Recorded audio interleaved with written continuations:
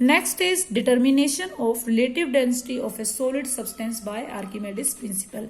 अगर हम Archimedes principle की हेल्प से किसी सॉलिड सब्सटेंस की रिलेटिव डेंसिटी निकालना चाहते हैं तो क्या करेंगे। तो आपने अभी तक पढ़ा है कि रिलेटिव डेंसिटी आपकी होती है density of substance divided by और ratio of density of substance to the density of water at 4 degree Celsius.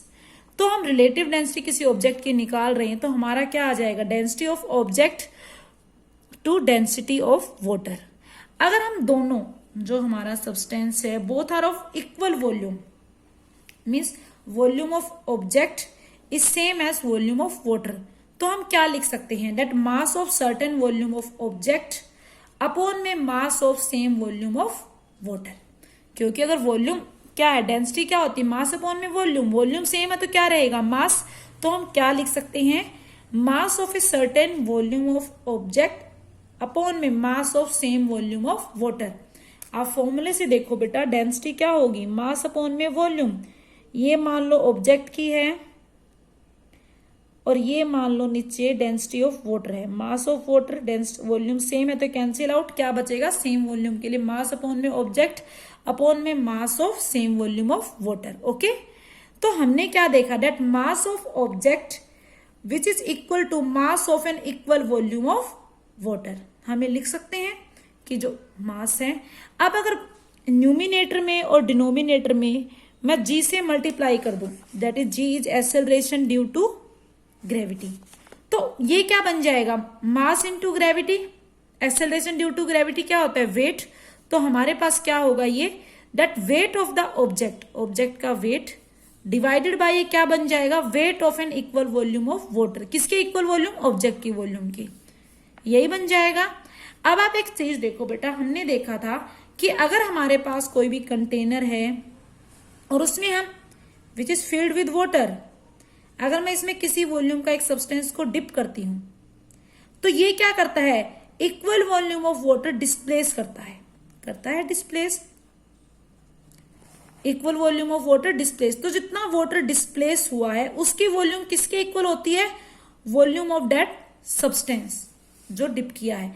तो हम यहां पे क्या लिख सकते हैं, इक्वल वॉल्यूम ऑफ वाटर हम इसमें लिख सकते हैं weight of water displaced by the liquid. Archimedes principle की हेल्प से हम क्या लिख सकते हैं, अपथ्रस्ट की हेल्प से, कि ये क्या होगा, वेट ऑफ द ऑब्जेक्ट, और ये क्या है, wait of water displaced by the object, क्योंकि दोनों की वॉल्यूम क्या है, सेम है। तो ओके, तो weight of water displaced by the object क्या होता है बेटा, इट इज लॉस होता है वेट में, मीन्स लॉस, ये क्या होगा, ऊपर तो यही रहेगा, नीचे इसको हम क्या लिख सकते हैं, loss in weight of the object in water, कि वाटर में के वेट में कितना लॉस हुआ। बेटा आपने पढ़ा है कि हम कोई भी हमारे पास ऑब्जेक्ट है, एयर में उसका वेट और कुछ था, जब मैंने वाटर में डिप किया इसका क्या आया, कुछ न कुछ वेट लॉस हो गया। मान लो एयर में 10 था, यहाँ पे इसका है 6, मतलब 4 न्यूटन का वेट लॉस हुआ। तो आप देखते हो जब करते हैं इसको डिप तो इक्वल वॉल्यूम ऑफ वाटर ये क्या कर देता है, डिस्प्लेस कर देता है। तो इसीलिए मैंने क्या लिखा, इसीलिए हमने लिखा loss in weight of loss in water displaced by the object, loss in weight of the object in water. Okay, जो ऑब्जेक्ट का वेट लॉस हो वाटर में। तो कैसे देखेंगे weight loss of an object, that जो ऑब्जेक्ट का weight air में है उसमें से ऑब्जेक्ट का वेट जो वाटर में है माइनस कर देंगे। तो रिलेटिव डेंसिटी आपकी क्या आ जाती है, with the help of Archimedes principle, weight of object in air और weight of body in air minus upon में weight of object in, object ही लिख लो यहाँ पे, in air minus weight of object in water.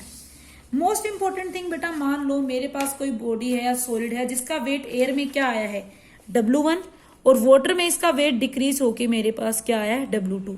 तो relative density क्या होती है, ये फॉर्मूला था, that weight of object in air, तो क्या आ जाएगा W1 और weight of object in air minus weight of object in water, तो W1 माइनस W2।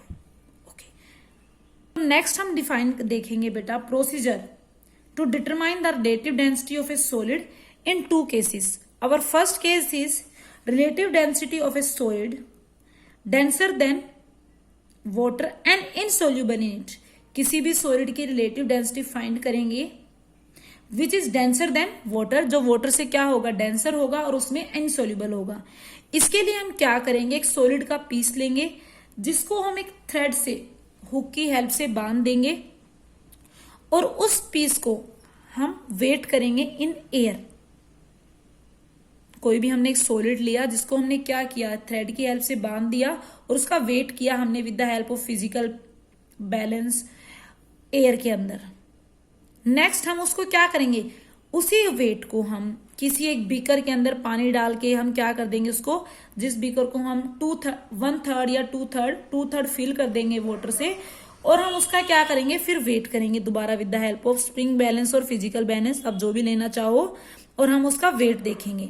मान लो उसका वेट कुछ आया, मान लो स्टार्टिंग में उसका वेट एयर में हमने देखा W1 आया, और जब हम उसको सॉलिड को हमने पानी में डिप किया उसका वेट आया W2।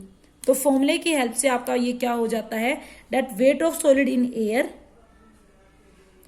ऑफ, और क्या होगा, weight of solid in water.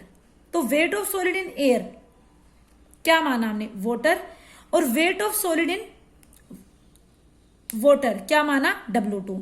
और हम क्या लेते हैं फॉर्मूले में, आपने देखा था क्या लेते हैं, loss in weight of the object in water. तो लॉस क्या होगा, जो एयर में था उसमें से वाटर वाला माइनस कर देंगे हम, तो क्या होगा, weight of solid in air minus में loss in weight of solid in water, क्या होगा, W1 अपॉन में W1 minus W2 as it is. अगर हम इसका सेकेंड केस लें कि relative density of a solid which is denser then water but soluble in it, अगर उसमें सोल्यूबल है, जबकि ये वाला सॉलिड क्या था हमारा, सोल्यूबल नहीं था, ये क्या है हमारा, सोल्यूबल है, जैसे शुगर होगी आपकी।